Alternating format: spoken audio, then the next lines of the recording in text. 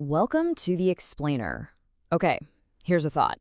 What if the goal of faith wasn't just to get a seat at the table, but to build a completely new kind of table for everyone? That's really the core question behind a field of thought called queer theology. And today, we're going to dive in and break down what that actually means for our ideas about faith, justice, and community. At its heart, this is a huge shift in strategy. For a long time, the main approach was what's called apologetics, which is basically arguing for why you deserve a place within the systems that already exist. But queer theology comes along and asks a totally different question. What if the system itself is the problem? Instead of just asking for a seat, what if we imagined new systems for everybody? Let's explore what that looks like. So the journey into this way of thinking starts by, stepping away from those familiar and, frankly, often draining arguments about inclusion. The idea is that the constant fight just to be let in might actually be distracting us from a much bigger and more important conversation. The traditional or apologetic strategy usually relies on a set of arguments you've probably heard before, right? Stuff like re-examining biblical texts, debating about God and gender, or pointing out how inclusive Jesus was. And look, these are all important conversations for sure, but the key thing is they're all aimed at making a case for inclusion within the current system. But as scholar Linn Marie Tonstad explains so well, queer theology has a much bigger vision. It's not about just adding a few more chairs to the table. It's about asking why the table is shaped the way it is in the first place. The goal is a total transformation of the very systems that create these categories of in and out, systems that, in the end, harm so many people.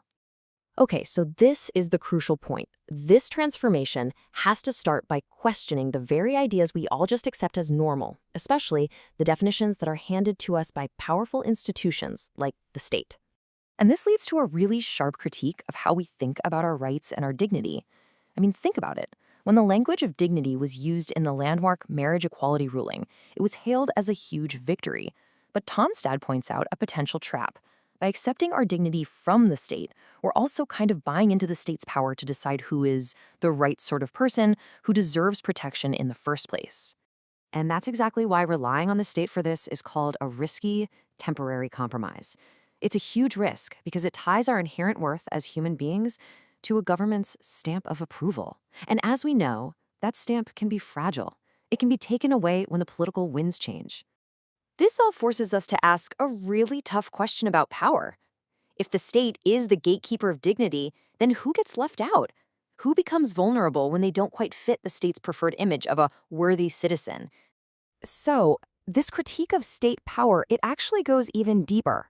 The next layer connects our most intimate lives, our relationships, our sexuality, to these huge historical and economic forces. From this theological viewpoint, the issue isn't really a simple us versus them between different sexualities. No, the focus shifts to heterosexuality itself, not as just a personal identity, but as this massive social and political system that has shaped everything from our laws, to our economy, to our very idea of what a family is. And this isn't just some abstract theory. It's got deep roots in history. The normal nuclear family became a kind of cornerstone for modern capitalist economies. That specific model was then exported and forced on people through colonialism, and it was violently denied to enslaved people whose families were systematically destroyed. So queer theology sees itself as standing in resistance to all these connected powers at the same time. Okay, so if the goal is to challenge all these powerful norms, what's the alternative? What does queer theology propose instead? Well, it's a vision that's rooted in something called strange intimacies. And this vision starts, maybe surprisingly, not with romantic love, but with a deep, profound call to friendship and solidarity. Just like this quote from Jean Vanier says, "The core instruction is to get close to people who are lonely and in need, to actively become their friend, their family." This way of thinking completely reimagines love as a powerful act of justice. It's not just a private feeling you have, it's an active commitment to healing the marginalized, to befriending the forgotten. It challenges all of us to move past rigid identity labels and to focus instead on the real, concrete ways we can care for each other, bringing all the parts of ourselves, our love, our desires, our fight for justice, all together. So all of these ideas come together in this really powerful three-part summary of what makes Christian faith queer in this specific theological sense. Let's break down these three key ideas. Yup, Tonstad's work really gives us 3 core affirmations that wrap this whole vision up.